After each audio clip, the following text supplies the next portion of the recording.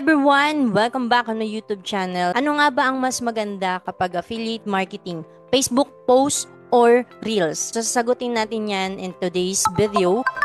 So, I created this content para masagot yung tanong ng ating subscriber na si @lirico2853. Thank you daw sa mga information. By the way, thank you sa mga subscriber natin, sa mga patuloy na nagtitiwala sa mga content na nag-generate natin dito sa ating YouTube channel. So, thank you sa affiliate. By the way, affiliate marketing ako sa Orange App. For those na hindi nakakaalam ng Orange App, this is Shopee. And nagtatanong siya rito, ano daw bang mas maganda? Normal na pagpo-post sa Facebook page or Reels. So, probably, ang tinatanong dito ni Lirico is pagpo-post sa Facebook page or personal page. So, sasagutin natin yan in today's content.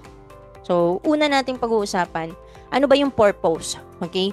Anong purpose ng Reels and Facebook post or yung page post? Usually, tinatawag natin siyang page post kasi yun naman talaga yung ginagamit dapat pag business. Okay? So, if you're using your personal Facebook, it's okay din naman kasi mas marami kayong ma-reach nun since you have a lot of friends. Kung meron kayong maraming friends, no?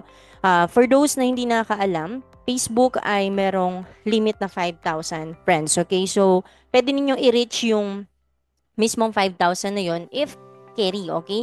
But, yeah, mas ina-acquire naman ni Facebook na ma-reach ninyo yun, pero dapat talagang sulit yung mga friends na yun, no? Yung may mga maidudulot na mga maganda sa inyo.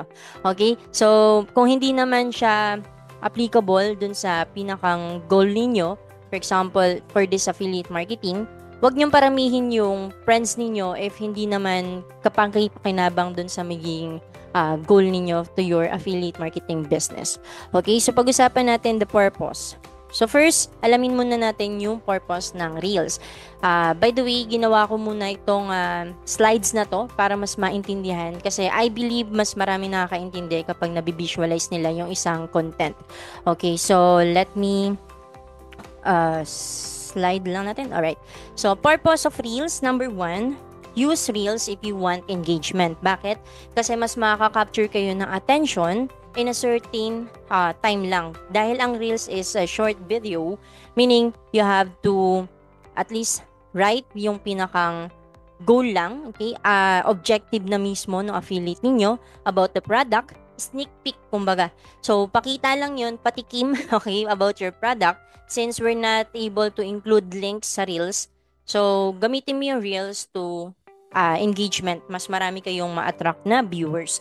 At the same time, use Reels if you want discovery. Meaning, kung gusto niyo makakuha ng mas maraming mga followers or mas maraming mag-engage dun sa inyong videos and affiliate. Okay, depende yun sa affiliate. Hindi lang siya tungkol sa Shopee. It also applies kapag gumagamit kayo ng TikTok, okay, at the same time ng Lazada, o kaya in any international platform about the affiliate. Last but not the least, by the way, shinort ko na lang siya by 3, okay? 3 purpose, pero mas maraming purpose ito. You can do your part by researching sa Google or any browser. Alright?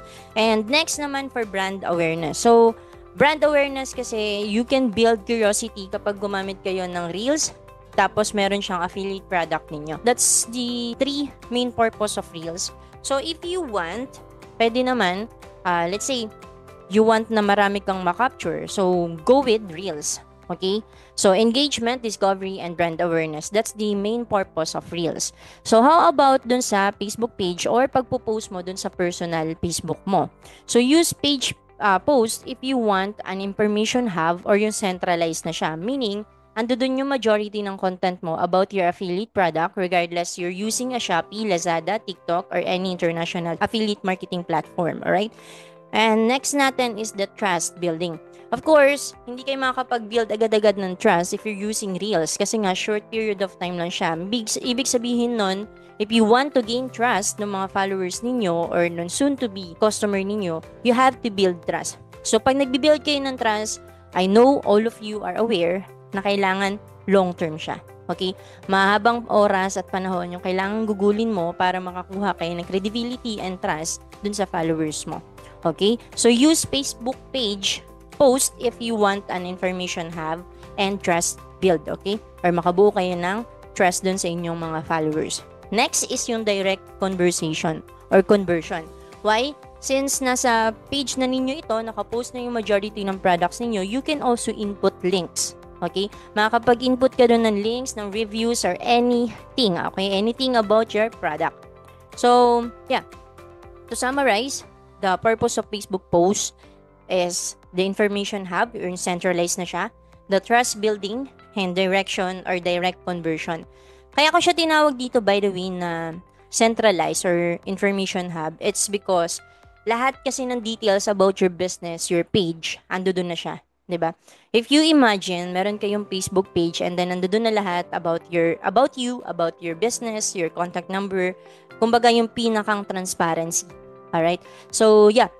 Use Facebook page post regardless if you're using your personal and Facebook page. But if you're using a Facebook for your business, I recommend to use Facebook page rather than your personal account. Why?